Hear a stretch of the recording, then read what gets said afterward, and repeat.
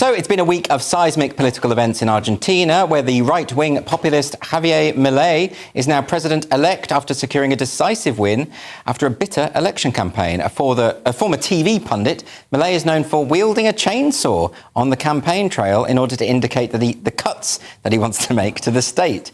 His critics say his election is a disaster for democracy in Argentina and gives succor to other extremists around the world. But Milei's supporters say his libertarian policies herald a new dawn for the nation. So here to discuss this, I'm delighted to welcome Virginia Tuckey, chair of Republicans Overseas Argentina. Can you tell us, a lot of people are saying that Javier Milei is a danger to democracy. Do you believe that that is the case? Hi, Andy. Well, thank you for having me here. No, I don't think so.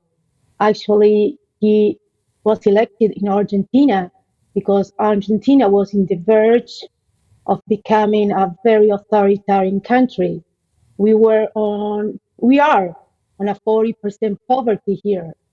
60% of children don't eat all the meals necessary in Argentina. 1 million people emigrated. So Milei only said we're gonna cut taxes, we're gonna open the market and try to live free. So that's not an extremist. He is, what can I say? He is quite eccentric, but he's not a danger for democracy. Actually, people voted him because people was sick and tired of being controlled by the government. But do you think, Virginia, that this is a sign of desperation? That a lot of people wouldn't normally vote for him, but they're doing it because they're desperate, because this has been, one of the most thriving economies in the world now has been utterly obliterated by successive policies. Do you think that this is just a desperate act, that people are voting for him in spite of his eccentricities, rather than because of his eccentricities? That could be one of the explanations, because he got like almost 60% of the vote, and he was always he was a star on TV.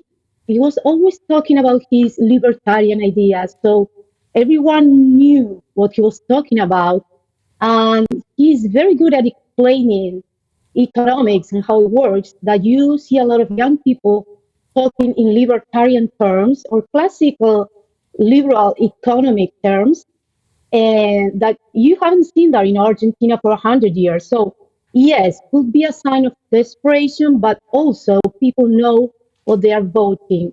What I want to add is that in cases like in Argentina now, in this context, you can have people, outsiders. It's very normal to have outsiders to get elected.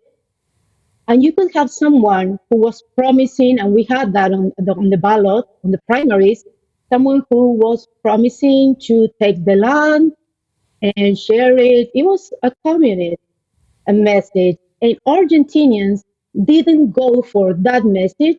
Argentinians went for the libertarian message. And yes, he's eccentric.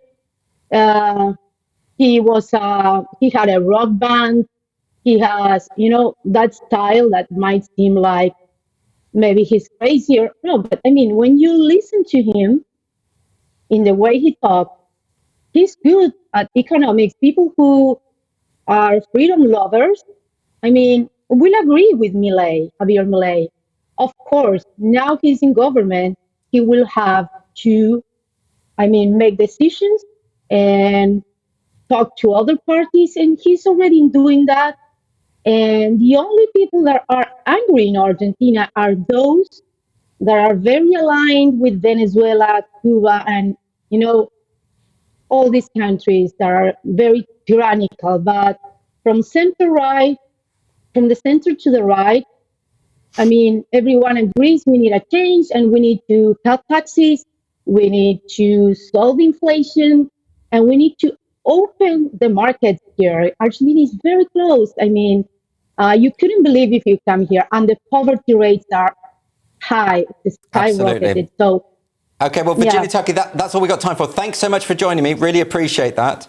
I want to bring in my panel very quickly. Now, she's making the case that people from the right from the centre to the centre right think that this is a good thing, that they've heard the libertarian message here. He's an anarcho-capitalist.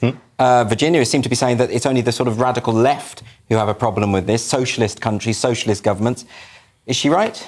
Well, she might be. I mean, we're familiar with that idea, aren't we? That a few people on the left might moan more loudly than the bulk of the voters. If they've voted, haven't they? Yeah, but I mean, it's been interesting watching the coverage over here because a lot of the newspapers, The Guardian particularly, has been saying that Javier Milei is far right.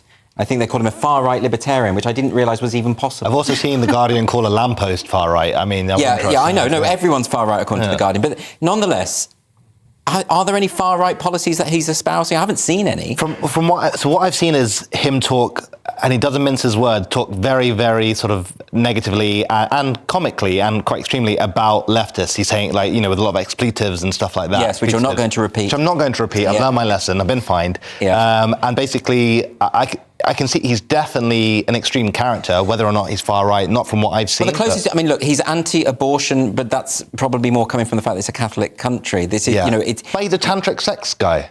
Well, exactly. So he's very confused on social issues. His game must be on point. Yeah, this is the thing. So, but I just think this phrase "far right" is actually completely inaccurate. Well, just when from what I I can hear see. it, I'm immediately suspicious in general when I hear that nowadays. Yes, exactly. Okay.